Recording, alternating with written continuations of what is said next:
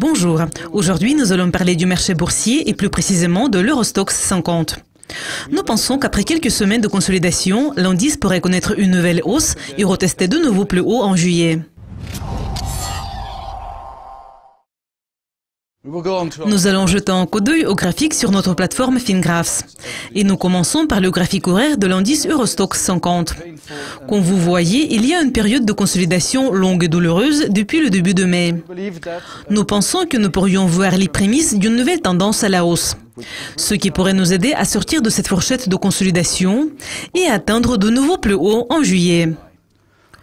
Le point crucial que nous devrions atteindre pour les contrats à terme sur l'Eurostoxx 50, ce serait le niveau de 3600. Si nous analysons le graphique journalier présentant les perspectives pour ces quelques prochains mois, nous voyons qu'il y a une période de consolidation qui a commencé au début de mai. Et après ces 6-7 semaines de consolidation, l'indice a atteint un point où il pourrait commencer à augmenter à nouveau. Nos objectifs, et ce sont des objectifs impulsifs étendus, pourraient nous ramener au niveau d'au-dessus de 3600, probablement vers le niveau de 3700. En général, nous pensons qu'il y a probablement un certain potentiel de hausse ici. Mais ce potentiel est limité, car nous avons des objectifs très étendus. Sur le graphique hebdomadaire présentant les perspectives pour ces quelques prochains trimestres, nous voyons toujours une tendance haussière. Notre indice de risque n'est pas encore dans la zone de surachat. Il y a toujours un certain potentiel de hausse d'ici la fin de l'année. Et nous pensons que l'indice pourrait probablement nous mener vers le niveau de 4000. Donc, si nous jetons un coup d'œil à tous les trois graphiques, nous allons voir que pour le moment, il y a trois tendances haussières. Donc, une tendance haussière continue potentielle et un certain potentiel de hausse sur le graphique hebdomadaire. Sur le graphique journalier, il y a également un certain potentiel de hausse, mais les objectifs sont étendus. Et sur notre graphique horaire, l'indice augmente à nouveau. Et cette tendance pourrait se poursuivre jusqu'au milieu du mois prochain. L'indice pourrait retester son plus haut et même le dépasser. Et comparons la performance de l'Eurostoxx 50 à celle des contrats à terme sur le mini S&P. Ce que nous pouvons dire, c'est que nous avons également une tendance haussière continue potentielle et il y a trois tendances haussières. Les situations semblent être un peu étendues et donc nous pensons que l'Eurostoxx 50 pourrait enregistrer une meilleure performance que les contrats à terme sur le S&P. Comme vous voyez, sur le graphique hebdomadaire, les objectifs impulsifs sont atteints. Il est à noter que nous avons atteint la bande supérieure de nos objectifs impulsifs sur notre graphique hebdomadaire présentant les perspectives pour ces quelques prochains trimestres. Donc nous voyons qu'il y aura moins de potentiel pour l'indice S&P 500 d'ici la fin de l'année. Nous pouvons également voir que l'indice de risque est dans la zone de surachat, ce qui n'est pas le cas de l'Eurostoxx. Sur le graphique journalier, nous avons atteint nos objectifs impulsifs à la hausse et l'indice continue à augmenter. Il connaît une légère désynchronisation. Il a continué à augmenter en raison d'un affaiblissement du dollar au cours du mois de mai. Et depuis lors, il s'est stabilisé.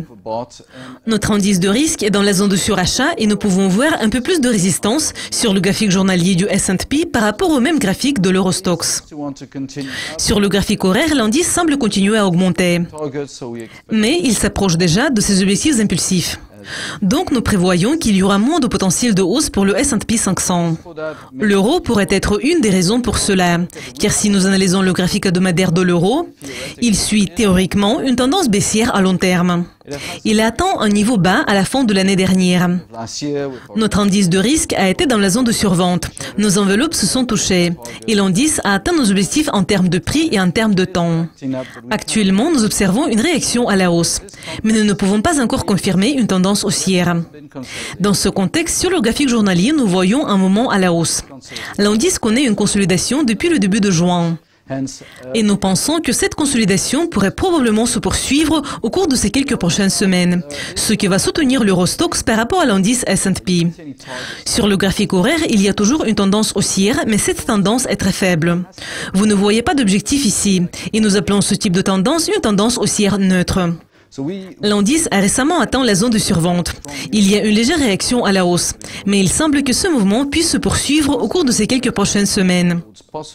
Donc nous pensons que les vents contraires que le renforcement de l'euro pourrait créer pour l'Eurostoxx s'affaiblissent au moins en juillet. Si nous jetons un coup d'œil aux paramètres de risk-off à la paire du dollar yen, nous pouvons constater que la paire du dollar yen connaît toujours une tendance haussière qui est plutôt neutre. La paire a enregistré une très forte correction l'année dernière. Et nous nous attendons s'attendons à la confirmation de sa tendance à la hausse. Sur le graphique journalier présentant les perspectives pour ces quelques prochains trimestres, l'indice a reconfirmé sa tendance haussière il y a quelques semaines. Mais il a connu une consolidation à la baisse à ce moment-là. Donc nous pouvons voir que les prix connaissent une consolidation importante et vont probablement essayer d'augmenter à nouveau. Sur le graphique horaire, nous pouvons voir que ce mouvement à la hausse a été déjà lancé et nous devrions probablement voir une certaine hausse au cours de ces quelques prochaines semaines. Donc il y a une tendance haussière continue potentielle qui peut être considérée plutôt comme risk-on que risk-off. Et passons à l'or. L'or, aussi bien que l'euro, connaît toujours théoriquement une tendance baissière. Il a également atteint un niveau bas et notre indice de risque a été dans la zone de survente à la fin de l'année dernière. Depuis l'or a connu une réaction à la hausse. Cette réaction est restée près du même niveau au cours de ces quelques derniers mois et actuellement nous pouvons voir que nous avons à nouveau une indication de la tendance baissière. Compte tenu du fait que notre indice de risque est dans la zone de surachat, nous pouvons dire qu'il y a un bond assez faible. L'indice de risque est dans la zone de surachat et la tendance est baissière. Donc il y a toujours une situation dangereuse. Et vous pouvez voir que sur le graphique horaire, il y a un mouvement à la baisse pour le moment. Ce mouvement pourrait probablement se poursuivre au cours de ces quelques prochaines semaines.